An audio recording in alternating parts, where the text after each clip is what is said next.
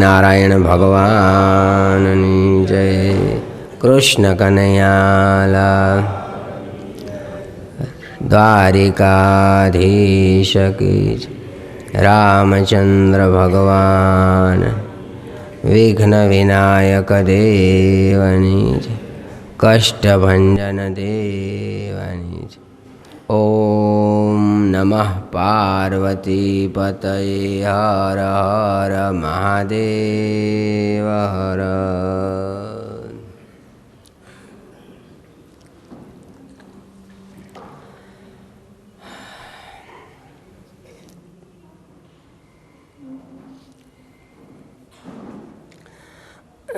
રાજોવાચ.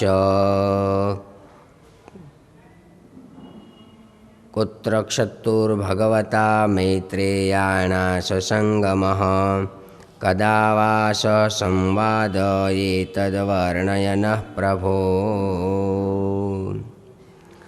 પરીક્ષિત મહારાજ સુખદેવજી મહારાજને કહે છે, રાજન, વિદુરજી મહાત્મા ઘર છોડીને નીકળ્યા પછી તીર્થાટન કરતાં કરતાં મૈત્રેય મહારાજને ગંગા કિનારે મળ્યા.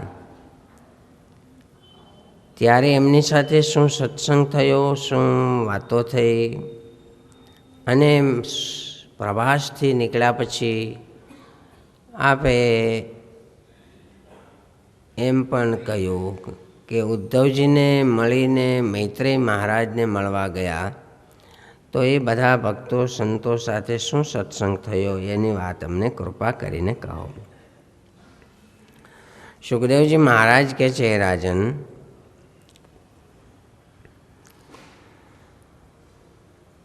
ધૃતરાષ્ટ્ર, પાંડુ મહારાજ અને વિદુરજી આ ત્રણેય ભાઈઓ છે. નાની અવસ્થામાં પાંડુ મહારાજ મૃત્યુ પામ્યા છે. એટલે ધૃતરાષ્ટ્ર મહારાજ અંધ હોવા છતાં ગાદી સંભાળે છે, મોટાને નાતે. એમના દીકરાઓ પણ નાના છે અને પાંડુ મહારાજાના દીકરાઓ પણ નાના છે. છતાં રાજવી ધૃતરાષ્ટ્ર મહારાજ કહેવાય છે. ભાઈ પાંડુ ગુજરી ગયા પછી ધૃતરાષ્ટ્ર રાજા થયા અને પછી એની ખાસ ફરજ એ હતી કે પોતાના ભાઈના દીકરાને પોતાના દીકરાની જેમ સાચવવા, ધ્યાન રાખવું, આગળ વધારવા, એને કોઈ રીતે ઓછું ન આવે. કારણ કે બાપ ગુજરી ગયા છે, કોઈની મા ગુજરી ગઈ હોય તો એમના વડીલો સભ્યોએ એવું ધ્યાન રાખવું જોઈએ કરીને જે હોય તે મૂંઝાય નહીં, છોકરાઓ દુઃખી ન થાય, એવું કરવું જોઈએ. પણ મહારાજા ધૃતરાષ્ટ્રે એવું ન કર્યું. એને બદલે દીકરાઓના મોહમાં તણાઈને કોઈને કોઈ પ્રકારે પાંડુપુત્રો હેરાન થાય, દુઃખી થાય, એનું બધું પડાવી લેવાય એવા જ પ્રયત્નો થયા. આજે પણ જગતમાં કોઈ એક ભાઈ ગુજરી ગયો હોય તો બીજા નાના ભાઈઓ હોય, મોટા ભાઈઓ હોય, ઘરમાં માનો કે પત્ની ગુજરી જાય તો પછી બીજા બહેનો, દેરાણી, જેઠાણી હોય, એણે પણ એ છોકરાઓને અતિ વાલથી સાચવીને મોટા કરવા જોઈએ, જો બીજું ઘર ન કર્યું હોય તો. આ એની ફરજ હોય. અને જો એવી રીતે કાકા કે કાકી કે મોટા બાપુજી એ છોકરાઓને મોટા કરે તો એ મોટા થાય ત્યારે એમ થાય કે અરે અમારા બાપુજી તો નાનપણામાં ગુજરી ગયા હતા, પણ અમને અમારા કાકાએ કે મોટા બાપાએ હાંચવીને મોટા કર્યા. અમારા બાપ જ છે, અમારા બાપ તો ગુજરી ગયા નાના 2 વર્ષના અમે હતા ત્યારથી.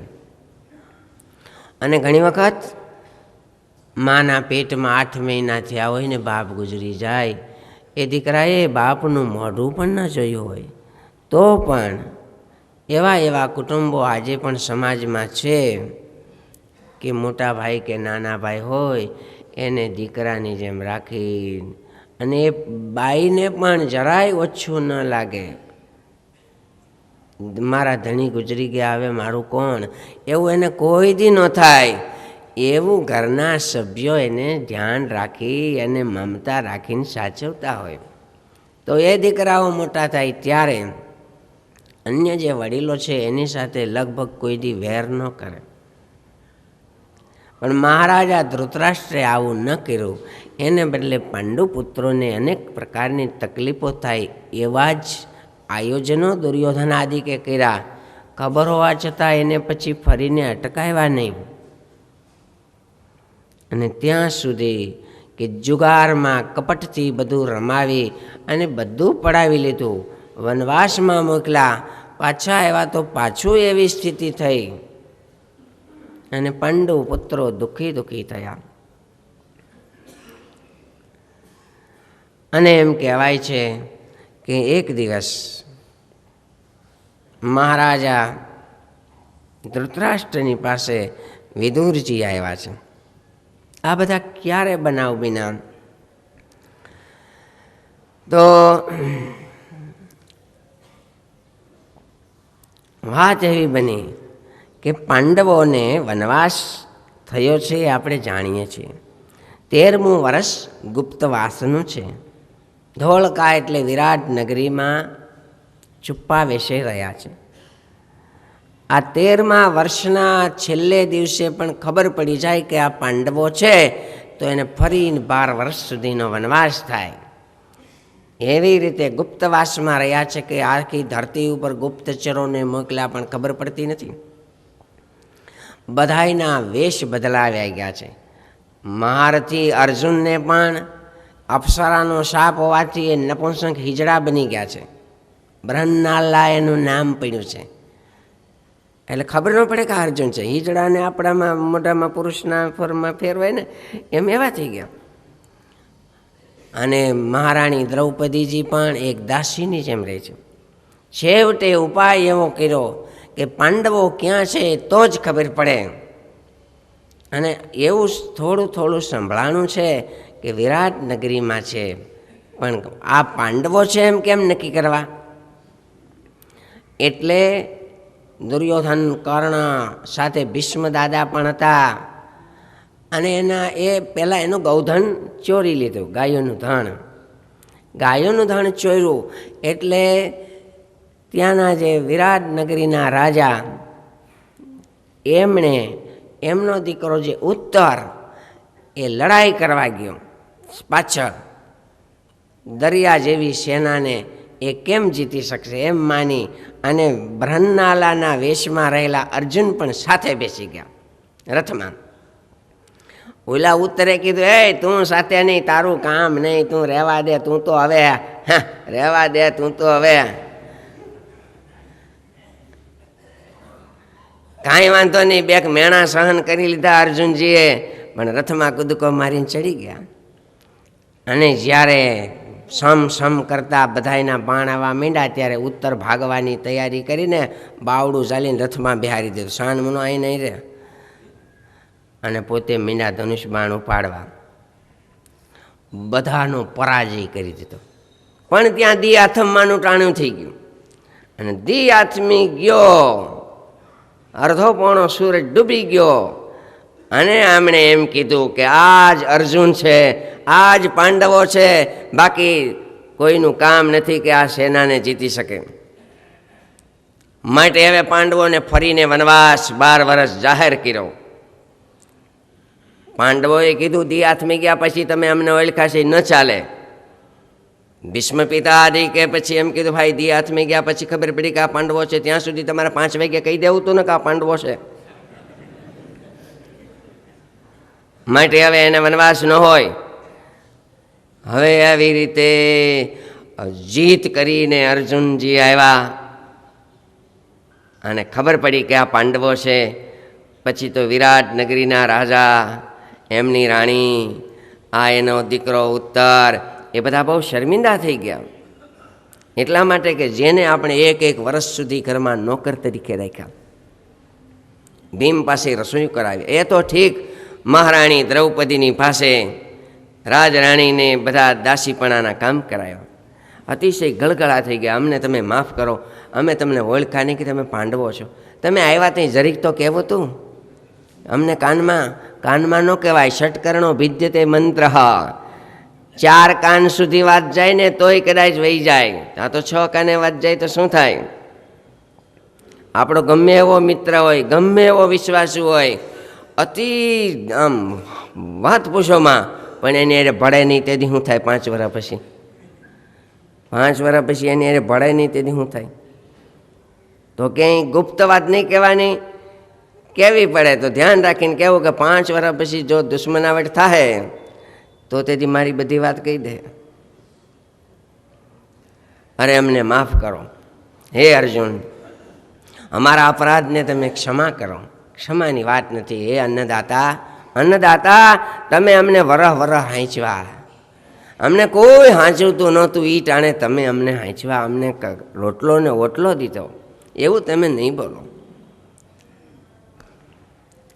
પણ મારા અપરાધને તમે માફ કર્યા હોય તો મારી એક ઈચ્છા છે, મારી દીકરી ઉત્તરાની સાથે તમે લગ્ન કરો. અર્જુનને કીધું ઉત્તરાની સાથે લગ્ન કરો. અર્જુનને એમ કીધું, હે રાજન, ઉત્તરાનો તો હું ગુરુ છું. ઉત્તરાને મેં સંગીત વિદ્યા અને નૃત્ય શીખવાડ્યા છે બ્રહ્મલાના વેશમાં, અને રાજકુળમાં કન્યાઓને શીખવાડવા માટે આવા પુરુષોને રાખતા, નહીંતર કંઈક તકલીફ થઈ જાય. એનો તો મેં વિદ્યા શીખવાડી છે, એ તો મારી શિષ્યા કહેવાય. શિષ્યા એ તો દીકરી કહેવાય, એની સાથે લગ્ન મારે કેમ થાય? પણ કાંઈક ઉપાય કરો. જો તમારે દીકરી દેવાની ઈચ્છા હોય તો હું તો એની સાથે નહીં પરણું, કારણ કે એ તો મારી શિષ્યા. પણ મારો દીકરો અભિમન્યુ ઉંમરલાયક આની જેવડો છે, તમારી ઈચ્છા હોય તો મારા દીકરા અભિમન્યુની સાથે લગ્ન કરો. બસ કબૂલ. વેવાઈ થયા અર્જુન, હવે વેવાઈ થયા. અને એમ કહેવાય છે આ બાજુ ધામધૂમથી લગ્ન થયા. ત્યાં જ ન્યાય ક્યાં ઠેકાણું હતું? હસ્તિનાપુરમાં. એટલે દીકરીની ત્યાં વર લગ્ન કરવા હોય તો એ ઘણીવાર ગામમાં એવું કંઈક આજના જમાનામાં ઘણીવાર બનતું હોય. એમાં બધા આવ્યા. અહીંથી પુરોહિતને હસ્તિનાપુર મોકલા કે હવે પાંડવોએ વનવાસ પૂરા કર્યા છે, હવે તમે એનું રાજ પાછું આપી દો. દુર્યોધને ના પાડી દીધી, કાંઈ આપશું નહીં. રાજ નહીં દઈ, 5 ગામડા પણ નહીં દઈ. કહેજો ભાઈઓ, પુરોહિત એટલે દૂત થઈને ગયા હતા બ્રાહ્મણ. વિરાટનગરીના રાજા, શું નામ ભૂલી ગયો, જે હોય તેમ, આ ઉત્તરના પિતા. એટલે એને 5 ગામ નહીં દઈ. 5 ગામ તો નહીં દઈ, પણ શુચિ અગ્રમ નૈવ દાસ્યામી, હોય મૂકે એટલી જમીન પણ નહીં દઈ. જાઓ, 5 ગામ નહીં. દૂત વયા ગયા. હવે શું કરવું? વિદુરજી આવે વખતે મહારાજા ધૃતરાષ્ટ્રની પાસે, ત્યાર પછી એક દી આવ્યા છે, ભાઈ મહારાજ ધૃતરાષ્ટ્ર, ગમે તેમ તો આપણા ભાઈના દીકરા છે. ઠીક છે, અત્યાર સુધી એણે ઘણા દુઃખો ભોગવા, આપણે જાણીએ છીએ, હવ જાણે છે. યુધિષ્ઠિર મહારાજા જુગાર રેમાં ન થવાનું થઈ ગયું. સ્વામિનારાયણ ભગવાને જુગઠું આદિક ના પાડી છે. આજે જુગારના અનેક પ્રકાર છે. કેસીનો સુધી પહોંચ્યો છે જુગારના પ્રકારો. એટલે 20-25 વર્ષ પણ વીસી કે શું કહેવાતું એવું નીકળ્યું હતું. કેટલાય બિચારા હેરાન થઈ ગયા. આ ગઈ સાલ, આ 2 વર્ષમાં મંદીમાં, સટ્ટામાં કેટલાય ધોવાઈ ગયા, કરોડો વયા ગયા. મોટા મોટા ડાક્ટરોને દવાખાના હતી, બીજાને દઈ દેવા પડ્યા. એ બધા એક પ્રકારના જુગાર છે. ભગવાનના ભક્તોને હકનું મળે, મહેનતનું મળે એવું લેવા પ્રયત્ન. તાત્કાલિક ઠીક છે, જમાનો છે, તાત્કાલિક સુખિયા થવામાં હાથોડા રોકાઈ જાય એવું ન થાય, એ ધ્યાન રાખવું જોઈએ. અને પંચ પ્રમાણે કામ કરાય, હોડ પ્રમાણે પગ લાંબા થાય તો સારું. ભાઈ હશે જીત જોઈએ. હવે તમે પાંડવોને 5 ગામ તો દેવરાવો. એ ક્યાં જાજુ કે જો એને ન કીધું 5 ગામ આપો, 5 ગામ હશે, છોકરાઓ રળી થાય.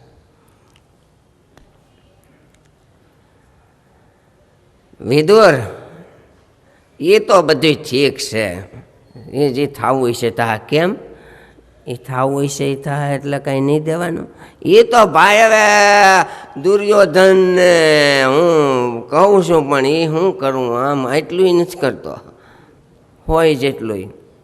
અને એ મારે તને એક વાત કરવી છે. મને હમણાં કીધું ને નીંદર આવતી નથી ઘણા રીતે. હો એ નીંદર કેમ નહીં આવતી ભાઈ? નીંદર કેમ ન આવે એના કારણો હવે કહે છે, આપણે બધાને સાંભળવાના. મને નીંદર નહોતી આવતી, મેં નથી પહેલે જે કીધું, પણ આમાં એ લોકોએ મારે કારણ નહોતું. તેમ છતાંય સંકલ્પ ચડી જવાય. મેં 7-8 વર્ષ પહેલાં જોગી સ્વામીને કીધું, હો આવું જ કંઈક 10-12 દી થઈ જાય ને, 10-12 દી કંઈ 2-4 વર્ષે 5-7 દી નીંદર ન આવે. એટલે જોગી સ્વામીને કીધું, સ્વામી મને કંઈક રાતે નીંદર ઉડી જાય. પછી હવે આપણે શું ચિંતા બિંતા કંઈ હોય નહીં, આપણે તેલના ભાવ ક્યાં જાણવા છે? મંદી તેજી તો નડતી નથી, પણ હવે વિચારવાયુ થઈ જાય. એટલે સ્વામી કે સારું ભજન કરજે. એટલે વળી ભગવાનની સંતોની દયા હતી. એટલે કાયમ આવું ન બને, નહીંતર તો પછી ઉપાધિ થઈ જાય. તો તમને ભાઈ નીંદર કેમ નથી આવતી એના હું કારણો કહું. જો કોને નીંદર ન આવે, આપણે હવે બેઠા છીએ, ધ્યાન રાખવાનું. આ મહાભારતની વાત બ્રહ્માનંદ સ્વામીએ વિદુર નીતિ પ્રકાશ ગ્રંથ કર્યો છે. વિદુર નીતિ ઉપર આખો નીતિ પ્રકાશ ગ્રંથ. એમાં બ્રહ્માનંદ સ્વામીએ લખ્યું કે વિના સહાય હરુબલહીના દારૂણ બૈર સબલ સે કીના ધનરૂત કામી ચોર કહાવે એ ચારું નિત્ય દુઃખી રહાવે. ઇનકે હોવત નિંદ વિનાશા નિષદીન ધારત રહત નિશાશા એતે દોષ તો નહીં કચું ભાઈ પરધન ઈચ્છા તો મન માહી. એટલા જણા નીંદર ન આવે ભાઈ. જેનું કોકે ધન લઈ લીધું છે, જમીન લઈ લીધી છે દબાવીને, ગમે તેમ કરીને, થોડાક પૈસા ઉછીના લીધા, પછી વ્યાજનું વ્યાજ કરીને પણ બધું પડાવી લીધું છે, એ બિચારાને નીંદર ક્યાંથી આવે? જેનું બધું કોકે લઈ લીધું છે. અતિ કે કામી માણસ હોય ને એને નીંદર ન આવે. કોઈ બહેનું દીકરીઓને હેરાન કરતા હોય, મારવા છતાં કંઈ બોલી શકતો ન હોય, કંઈ ફરિયાદ કરી ન શકતો હોય, મૂંઝાતો હોય, બળિયા હારે વેર થયું હોય, એને નીંદર ન આવે. અતિશય કામી માણસ હોય એને નીંદર ન આવે. વિલાસી માણસ હોય, રાગ રંગમાં આખી રાત કાઢનારાને પણ નીંદર ન આવે. તો હાટે સવારે 10 વાગ્યા સુધી સૂઈ રહેતા હોય એવું બને. હવે પહેલે પોરે સૌ કોઈ જાગે. પહેલો પોર એટલે 6 થી 9નો સમય એવો છે કે બધાય જાગે. પહેલા પોરે સૌ કોઈ જાગે, અને બીજા પોરે ભોગી, ત્રીજા પોરે ચોર જાગે, ચોથા પોરે જોગી. અને ચોર લોકો પણ જાગતા હોય. ગણપતિ બાપાની માનતા કરતા હોય, પકડાઈને એટલે લાડવા ધરાવશું, ગૌરી તારા પુત્રને અને ગણપતિ લાગુ પાય, દિવસે સમરે વાણિયા અને રાતે સમરે ચોર. તો આ નોખા ને નીંદર ન આવતી હોય, જેને શરીરમાં બહુ પીડા થઈ હોય, કષ્ટ થયા હોય, ભયંકર રોગ થયો હોય, જે રોગને કારણે પીડાથી નીંદર ના આવતી હોય, દવા લેવા છતાંય દવા ગણ ન કરતી હોય, એને નીંદર ન આવે. દિવસે એવા કામ કર્યા હોય કે રાતે નીંદર ન આવે. માટે દિવસે એવા કામ કરવા કે રાતે નિરાતે નીંદર આવી જાય. રાતે એવા સારા કામ કરવા કે દિવસે ઉઠીને કોકને મોઢું દેખાડી શકાય. રાતે એવું સારું કામ કરવું જોઈએ કે આપણે કોકને મોઢું દેખાડી શકીએ. આખી જિંદગી એવા કામ કરવા કે મરીને શાશ્વત સુખની પ્રાપ્તિ થાય. હે ભાઈ, અને કોકનું ધન કોકે લઈ લીધું હોય, કોકે કોકનું ઓળવી લીધું હોય, પડાવી લીધું હોય, અને કોકના નિહાપાન હાઈ લાગી હોય, તો એને નીંદર ન આવે. હે ભાઈ, તમારે એવું કંઈ છે? તમે કોઈનું પડાવી લીધું છે? હવે એ ભાઈ શું કહે? બધું પડાવી લીધું હતું. એટલે વિદુરજી આ વાતો કરવા માંડ્યા અને વિદુરજી એમ કીધું, ભાઈ હું તમને ઘણી વખત કહું છું કે આ તમારો દીકરો દુર્યોધન એ તમારો દીકરો નથી, તમારું પાપ છે. ઘણી વખત આપણું પાપ દીકરા કે દીકરી રૂપે અવતરતું હોય છે. હા, આપણું પુણ્ય દીકરા કે દીકરી રૂપે આવતા હોય છે. મહારાજા દશરથનું સમગ્ર પુણ્ય ભગવાન શ્રી રામ રૂપે પ્રગટ થયું. દીકરા ડાયા હોય, ગુણિયલ હોય, એ શાંતિ દેનારા હોય તો એમ સમજે કે અમારે પુણ્ય. એવા દીકરા હોય ને તો માવતરે કોઈને બિચારા કહે તો નહીં, પણ મનમાં જાણે કે અમારા પાપ કે છોકરા આવા થયા. માટે ભાઈ હું તમને કહું કે સએષ દોષા પુરુષદ્વિડાસ્તે ગૃહાન પ્રવિષ્ટો યમમત્યપત્યયા પુષ્ણાસી કૃષ્ણાત વિમુખો ગતશ્રીસ ત્યજાસ્વશૈવમ કુલકૌશલાય. જો હજી કુરુકુળ જીવે છે, આખું કુરુકુળને જીવતું જોવું હોય તો એક દુર્યોધનને તમે છોડી દો. છોડી દો એટલે એ કેમ કરો, બસ એક દુર્યોધન કેમ તમે કરો માં આખું કુરુકુળ બચી જશે. દુર્યોધન તો તમારું પાપ છે ભાઈ. અને જેને કોઈ ન પૂગે એને એનું પેટ પૂગે ભાઈ, બીજું શું કરવું? એને એનું પેટ પૂગે, કોઈ ન પૂગે. વિદુરજીએ એને જે વાતો કરી છે રાત્રિના સમયમાં એને વિદુર નીતિ કહેવાય છે. સ્વામિનારાયણ ભગવાને 8 સત્શાસ્ત્રોમાં વિદુર નીતિને માન્ય રાખી છે. અને મેં વિદુર નીતિની કથા થોડા વર્ષો પહેલાં કરી છે, જે લગભગ 8 કેસેટ 6 કેસેટો છે કદાચ. 8 અધ્યાય છે વિદુર નીતિના, એમાંથી મેં 5 અધ્યાયની જ કથા કરી છે. એવી વિદુર નીતિની કથા લોકમાં બહુ થતી નથી. લોકો વાંચે તો કદાચ સમજી પણ ન શકાય એવું અર્થ ગુજરાતી છે, પણ છતાંય સમજી શકાય એવી ભાષામાં મેં વિદુર નીતિની કથા કરી છે. એની કેસેટો પણ મળે છે. એને મહારાજે સત્શાસ્ત્ર કીધું. જુઓ, એમાં ક્યાંય ધર્મની, અર્થની, ભક્તિ કરવાની, એકાંતિકી, વૈરાગની કાંઈ વાત નથી લગભગ. ક્યાંક નહીં જેવી છાંટ આવતી છે તો બહુ યાદ નથી. આ લોકમાં કેમ સુખી રહેવાય, આપણે કેમ બીજાને ગમીએ, આપણી સાથે વ્યવહાર કરનારા શાંતિથી કેમ રહી શકે, આપણે કોકની પાડોશીમાં કે ભાગીદારીમાં રહીએ છીએ ત્યાં આપણે કેમ દુઃખી ન થઈએ, આપણને કેમ કોક છેતરી ન જાય, આપણે કોઈને ન છેતરવું એ તો બરાબર, પણ આપણને પણ કોક છેતરી ન જાય એવી બધી વાતો વિદુર નીતિમાં વિદુરજી મહારાજે કહી છે. વિદુરજી તો પછી ગયા. એટલે રાત્રિના પૂરી થતાં સવાર પડ્યું એટલે દુર્યોધનાદિકને ખબર પડી કે રાતના ટાણે છે ને ઓલા કાકા આવ્યા હતા પિતાજી પાસે, અને સાંભળ્યું એવું કે બધું મારું બહુ વાંકું બોલ્યા. હા, એટલે એને દુશાસન કર્ણ આદિકને વાતો કરી કે વિદુરજી રાત્રે આવી પિતાજી પાસે મારું નહીં બોલવાનું બોલી ગયા છે. શું નહીં બોલવાનું? આ તારું પાપ છે, આનું કયું કરીમાં એવો શું કહેવાય? એટલે દુર્યોધનને બહુ દુઃખ થયું. એલા હવે મેન્ડ મર્યાદા એણે મૂકી દીધી. આજ દિવસ સુધી મર્યાદા રાખતો નહીં, પણ ખુલ્લી રીતે કહેવા માંડ્યો, એ દાસીનો દીકરો થઈ નહીં બોલવાનું મારા પિતાજી પાસે બોલી ગયો. લ્યો, આ કાકો છે કે મામો છે, કંઈ જઈ ક્રોધ થાય કે સ્વાર્થને ગહારો આવે, ધૈર્ય ન થાય ત્યાં ભાન રહે. સ્વામિનારાયણ ભગવાને લખ્યું વચનામૃતમાં, પંચ વિષયમાં અતિશય આસક્તિ હોય, માન હોય અને જો વિષયનું ખંડન કરે તો મુક્તાનંદ સ્વામી જેવા હોય તો તરવારે માથું મુકાવી દે. નથી આવતું?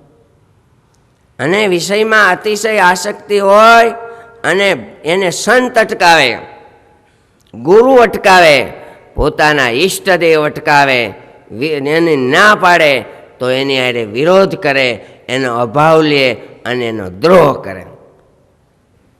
માટે પંચ વિષયની અતિ આસક્તિ હોય તો ધીમે ધીમે ટાળવી જોઈએ ભાઈ.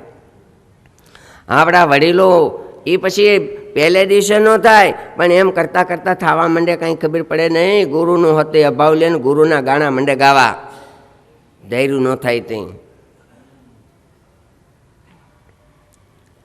દાસીનો દીકરો મારા પિતાજી પાસે આવીને ગમે તેમ બોલી જાય, રોટલા અહીં ખાય અને મારું આંકું બોલવાનું અને ઓનું સારું બોલવાનું, વાતે હાંસી અને ગમ્યું નહીં. માટે લોકમાં એમ કહેવાય કે જ્યાં ખાવું ને આડું ન થાવું, જ્યાં ખાવું ને ત્યાં આડું ન થાવું. એટલે તમે નોકરી કરતા હોય ને તમારા બોસ હારે કે તમારા પ્રિન્સિપાલ સાહેબ સાથે કે ઝઘડો જ કર્યા કરો, હાલે? એક નોટિસ દે ને એક ઇન્ક્રીમેન્ટ અટકાવે એટલે બસ તરત બદલી કરી નાખે. તો સારું છે, એટલી સરકારે અમુક અમુક અધિકારીશ્રીઓને સત્તા આપી છે. જ્યાં ખાવું ને આડું ન થાવું અને જેના હાથનું ખાવું એની હામું ન થાવું.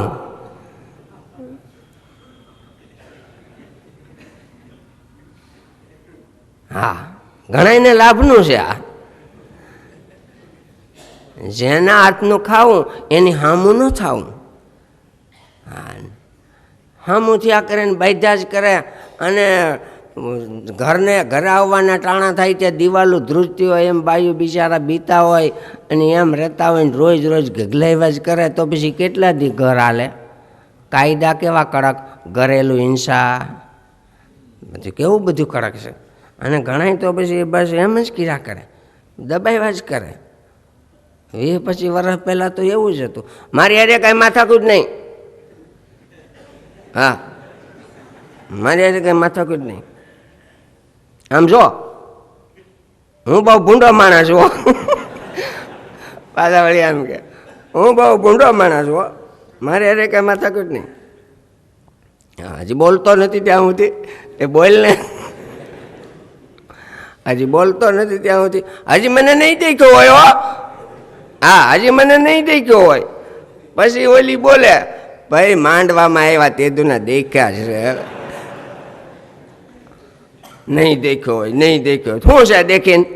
દેખ્યો છે તને એમ તું કારે ન બોલે. પણ આજના જમાનામાં તો ધણી હોય તો સુરેશ ક્યાં ગયો? સુરેશ એ રહ્યો.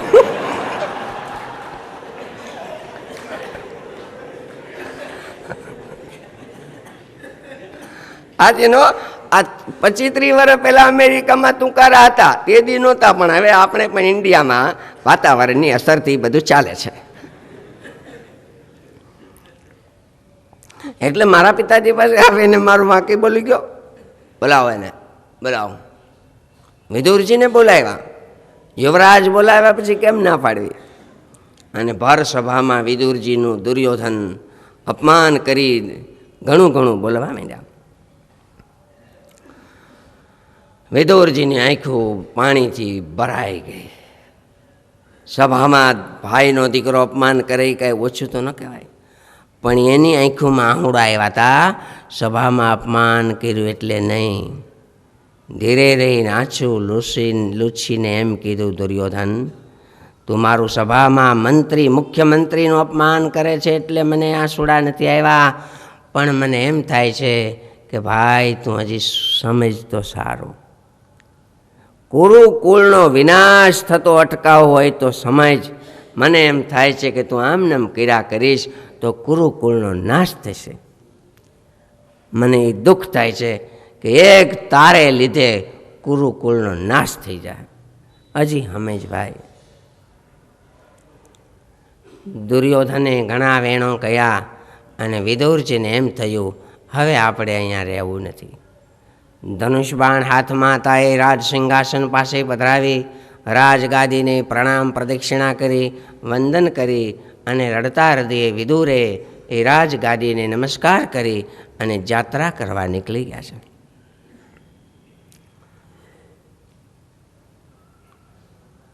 ભગવાન શંકર સતીને એમ કહે છે, સાધુ અવજ્ઞા તુરત ભવાની કર કલ્યાણ અખિલ કહાની. સાધુ સંતો સજ્જનો ગરીબ, સ્વામિનારાયણ ભગવાને લખ્યું ગરીબથી અમે ખૂબ બી છે. એ ગરીબ ભગવાનનો ભક્ત હોય કે જેને ખાવા ન મળતું હોય, જે હોય તે ગરીબ એને કહેવાય, જે હાટું વાળવા નહીં છે ને એવા ભગવાનના ભક્ત બ્રાહ્મણ અને ગરીબથી અમે બી છીએ. સજ્જનોનું અપમાન એનાથી અનેક નુકસાની થાય છે. શું શું? તો કે આયુ શ્રીયમ યશોધર્મો લોકાનાશિષ એવ ચ હંતિ શ્રેયાંશી સર્વાણી પુંસો મહદતિ ક્રમ. આયુષ નાશ પામી જાય. લખ્યું હોય જીવવાનું તોય મરી જવાય, સાફ થઈ જાય. કોકને ક્રોધ ચડી જાય. મહારાજે લખ્યું પ્રારબ્ધ હોય એ પ્રમાણે થાય એવું નથી. કાળનું બળ વધી જાય. એ કાર્ય લડાઈ થયો તો હજારો માણસો મરી જાય. હું બધાને એ કાર્ય કાંઈ આવરદા ખૂટી ગઈ હોય તો આ એવું કર્યું કે આવરદા ખૂટી જાય વચ્ચેથી. માટે આયુષ નાશ પામી જાય, એની કીર્તિ નાશ પામે, એની લક્ષ્મી નાશ પામે, એની શોભા નાશ પામે, આબરૂ નાશ પામે.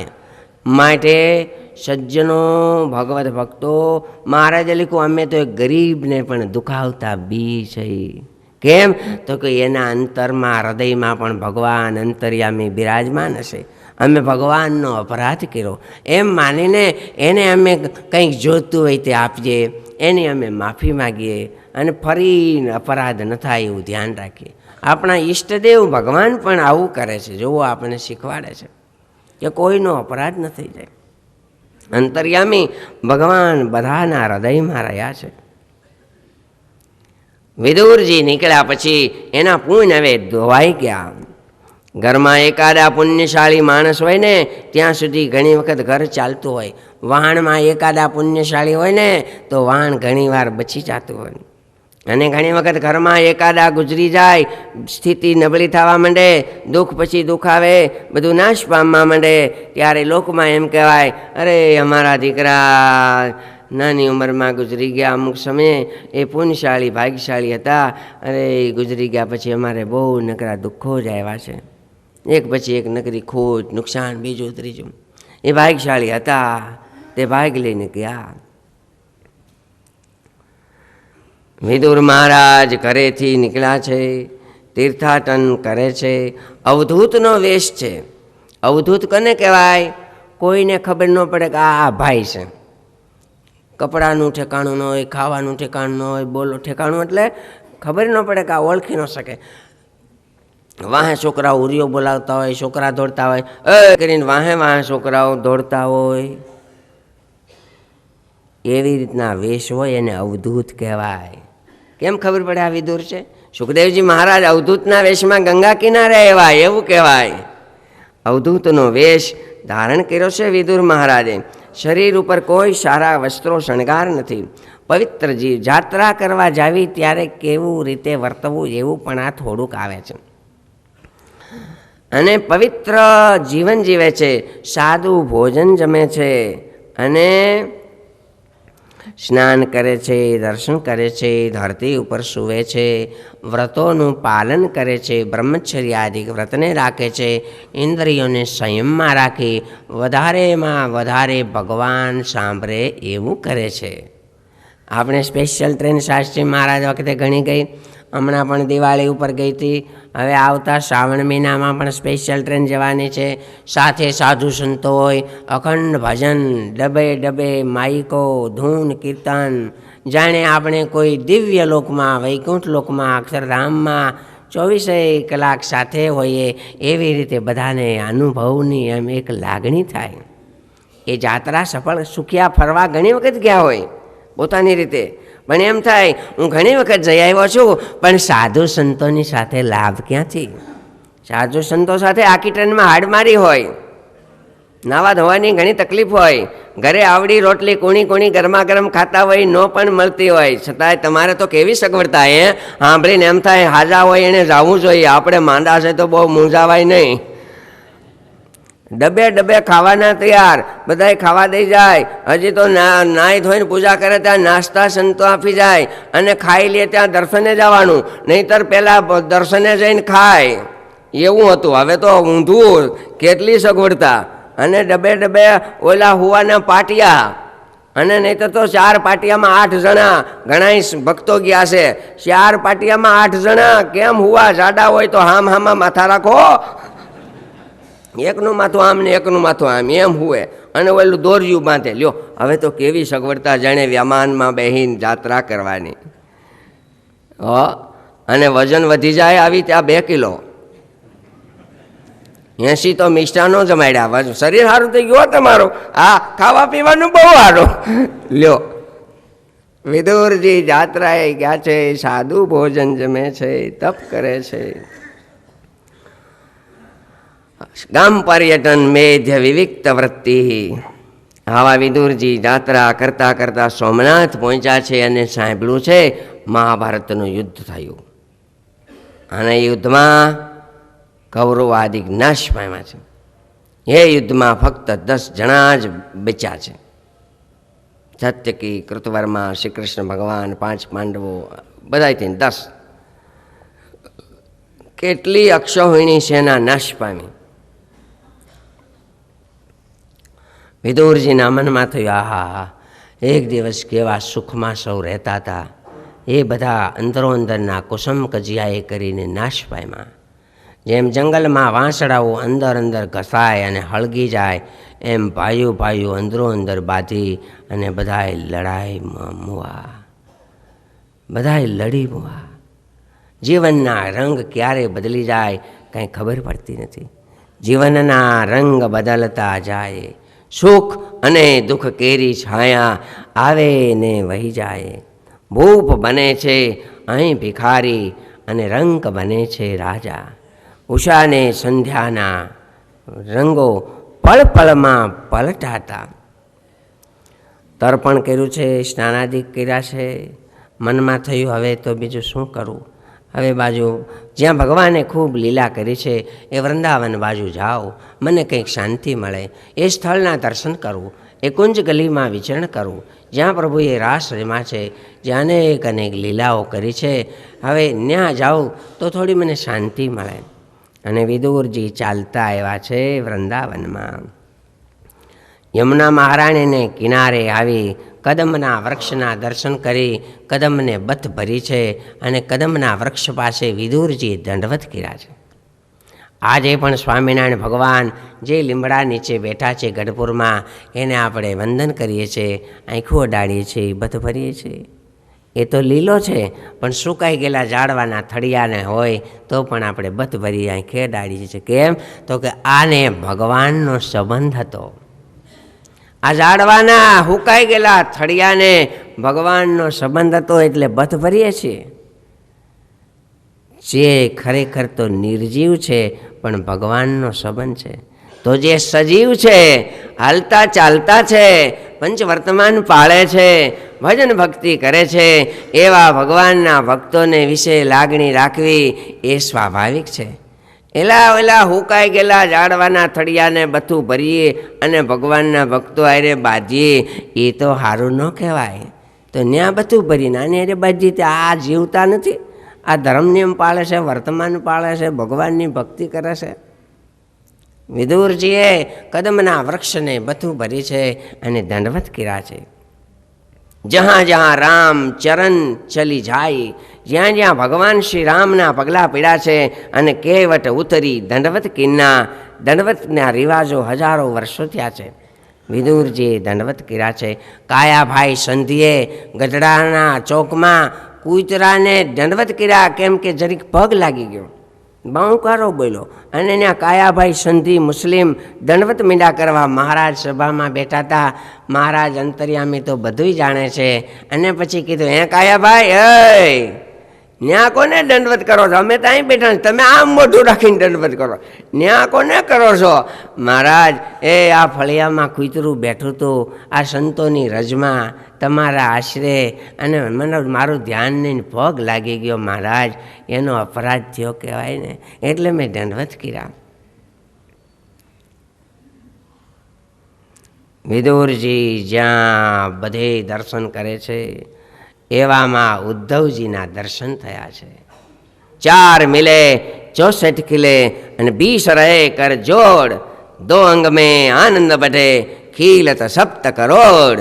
7 કરોડ રૂવાડા ત્રાંકની જેમ ઊભા થઈ જાય, 64 દાંત મંડે દેખાવા, અંગે પુલકાવળી વળી જાય, રોમાંચિત ગાત્ર થઈ જાય અને ગદગદિત થઈ જાય ને હૈયા ભરાઈ જાય. બોલવું હોય પણ ઘડી બોલાય નહીં, એ અતિશય પ્રેમનું લક્ષણ છે. ઉદ્ધવજીને મળ્યા છે વિદુરજી અને ગદગદિત થઈ ગયા છે. થોડી વારે સ્વસ્થ થઈ અરસપરસ સમાચારો પૂછ્યા છે, અને એ ટાણે વિદુરજી બધા સમાચારો પૂછતા પૂછતા ઉદ્ધવજીની સાથે એવી વાતો કરી છે. હે ઉદ્ધવજી મહારાજ, આ ધરતી ઉપર દેવતાઓની સ્તુતિ કરવા એ કરીને ભગવાન શ્રી કૃષ્ણ પધાર્યા છે. વસુદેવ અને દેવકીના શું સમાચાર છે? પ્રદ્યુમ્ન, સાંબ, સાત્યકી, અક્રૂરજી, આ બધાના શું સમાચારો છે? અને બધાને સુખ દેનારા, બધાના પ્રાણ આધાર એવા ભગવાન શ્રી કૃષ્ણની વાતો મને કહો, એના શું સમાચાર છે? હમણાં ક્યાં છે? હમણાં તો ઘણા દિવસથી આ જાત્રામાં નીકળ્યો છું, મને એની કાંઈ ખબર નથી.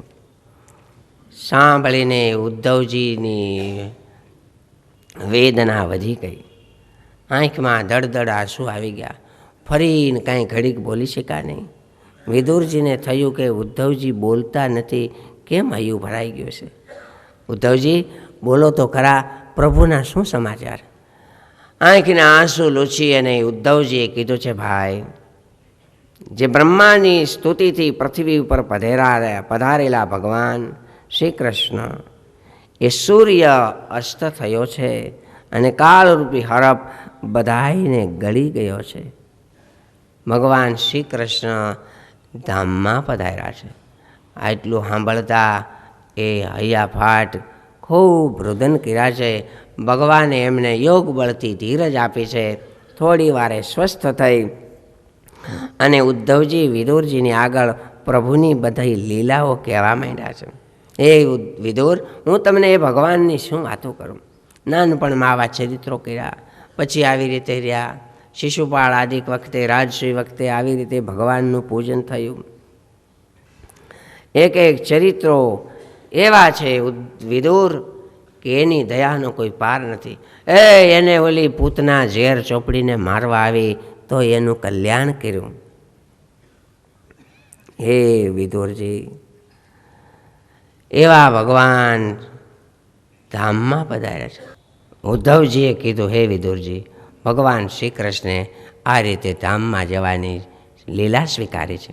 એ ટાણે હું હતો. મને જો કે દ્વારકાથી સોમનાથ જાતી વખતે મને એમ કીધું હતું કે તમે બદ્રિકાશ્રમમાં જાઓ, પણ મેં કીધું, મહારાજ, મારે બદ્રિકાશ્રમમાં આગળ જવાની ઈચ્છા નથી. હું જઈશ, પણ તમે જાત્રા કરવા જાઓ છો અને તમે મને હમણાં એમ થોડીક વાર પહેલાં કીધું કે હવે મારે ધામમાં જવું છે. હે ભગવાન, આખી જિંદગી હું તમારી ભેળો રહ્યો, તો તમે ધામમાં જાઓ એ વખતે પણ હું છેલ્લા દર્શન કરું એવી મારી ઈચ્છા છે પ્રભુ. શાસ્ત્રી મહારાજની સાથે આખી જિંદગી રહ્યા હોય અને ધામમાં જવાનું ટાણું હોય અને કદાચ કોઈ સંત આગા પાછા હોય તો એને થોડુંક વેદના અને દુઃખ થાય ને કે છેલ્લા વખતે આપણે હાજર ન રહી શક્યા. તો મહારાજ, મારી પણ ઈચ્છા છે હું તમારી સાથે આવું. ઉદ્ધવજી સાથે હતા. ઉદ્ધવજીને ભગવાને કીધું, ઉદ્ધવ, હવે તમે વિદુરજીને, હું તમને ભાગવતનું જ્ઞાન આપું છું. હે વિદુરજી, મને ભગવાને ભાગવતનું જ્ઞાન આપ્યું છે, તો એ જ્ઞાન તમે મને આપો, એમ વિદુરજીએ કીધું. ઉદ્ધવજીએ કીધું કે એ વખતે મૈત્રેય મહારાજ પધાર્યા હતા. મૈત્રેય મહારાજને ખાસ તમારી ભલામણ કરી છે કે હે મૈત્રેયજી, આ જગતમાં મેં બધાને બધુંય દીધું. કોઈને ધર્મ અર્થ દીધા, પૈસા દીધા, કોઈની રક્ષાઓ કરી, કોઈની ઈચ્છાઓ પૂરા કરી, પણ મારા વિદુરને હું કાંઈ આપી શક્યો નથી. અને એ વિદુરના પ્રેમની શું વાત કરું. એમને ઘરે અમે ગયા, વિદુરના પત્ની સ્નાન કરતા હતા. ખબર પડી એકદમ કપડાં જરી જરી એકદમ પહેરી આવી મારી પાસે અને અમને કેળાની સાયલું મીંડા ખવડાવવા, ગર્ભ કાઢીને નાખવા મીંડા. એને એ પણ ધ્યાન ન રહ્યું કે હું સાયલું ખવડાવું છું અને ગર્ભ નાખી દઉં છું. આવા વાલમાં ને વાલમાં અમે એની સાયલું ખાધી, એની મોળી ભાજી ખાધી. મૈત્રેય મહારાજ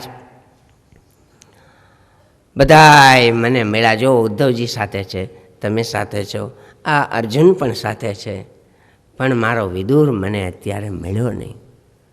હવે હું તો ધામમાં જાઉં છું, પણ વિદુરને ભેળું થવાનું નથી.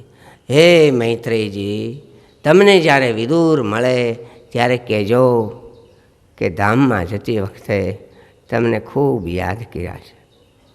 વિદુરને કહેજો કે ધામમાં જતી વખતે તમને યાદ કર્યા. વિદુરને કહેજો, એને તમે કહેજો ભાગવત ધર્મનું જ્ઞાન આપજો. વિદુરને મારા વતી યાદ કરજો. હે વિદુર મહારાજ, એ ભગવાને તમને યાદ કર્યા એ હું સંભાળું છું ને તો પણ મને રડવું આવી જાય છે. એની કેવી કરુણા! આખું જગત જેને સંભાળે એ ભગવાન તમને ધામમાં જાતી વખતે સંભાળે. વિદુરજીનું હૈયું ભરાઈ ગયું છે. વિદુરજી પણ રડવા માંડ્યા છે. હે ઉદ્ધવજી, મને એમના છેલ્લા દર્શન ન થયા. મારા કંઈક પુણ્ય ઓછા, જેથી છેલ્લી વખતે સાથે રહેવાનું. પણ તમે મને એમ કહો છો કે તમને બહુ યાદ કર્યા. બીજું તો શું કહું? જેને જગત યાદ કરે છે એણે મને યાદ કર્યા. ભરત સરીશ કો રામ સ્નેહી, જગ જપ રામ, રામ જપ જેહી. આખું જગત રામ રામ કરે અને રામ ભરત ભરત કર્યા કરે છે. વિદુરજી એમ કીધું, મને છેલ્લા દર્શન ન થયા એનું દુઃખ છે. નહીં વિદુરજી, હવે તમે એનું દુઃખ રાખતા નહીં. તમે નસીબદાર છો, તમને યાદ કર્યા. એ અભાગ્યું તો આ જગત છે કે આ ધરતી ઉપર ભગવાન એવા એને ઓળખી ન શક્યા કે આ ભગવાન છે. એ જગત તો અભાગ્યો, પણ દુર્ભાગો બત લોકોયમ યદવો નિતરામપી. એ સંમસંતો ન વિદુર હરે મીના એવોડુપમ. દુર્ભાગી તો આખું જગત, પણ યાદવો ભગવાનના દીકરાઓ વધારે દુર્ભાગી એટલા માટે કે એનો બાપ ભગવાન હોવા છતાં એને ભગવાન છે એવું જાણનારા બહુ ઓછા હતા. અમારા બાપ બળિયા છે, અમારા બાપ અતિ સમર્થ છે એમ જાણતા, પણ અનંત કોટી બ્રહ્માંડના નાથ છે એમ એના દીકરાઓ જાણતા નહોતા. જેમ દરિયામાં મોટું મગરમચ્છ સ્ટીમરને દેખીને પોતાના જેવા જ જાણે, પણ એમ નથી જાણતું કે હજારોને આ તારનાર સ્ટીમર છે.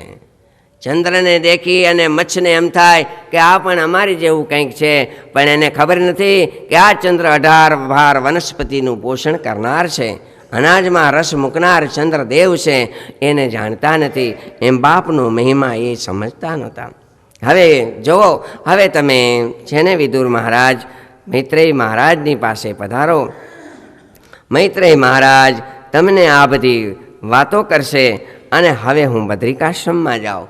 આમ કહી ઉદ્ધવજી મહારાજ બદ્રિકાશ્રમમાં પધાર્યા છે અને વિદુરજી ત્યાંથી વૃંદાવનથી ચાલતા ચાલતા ગંગા કિનારે પધાર્યા છે. મૈત્રેય મહારાજની સાથે એને સત્સંગ થયો છે અને મૈત્રેય મહારાજને વિદુરજીએ જે પ્રશ્નો પૂછ્યા છે એના જવાબ આપ્યા છે. અત્યાર સુધી આજની કથામાં આપણે ઉદ્ધવજી અને વિદુરના સંવાદની કથા કરી.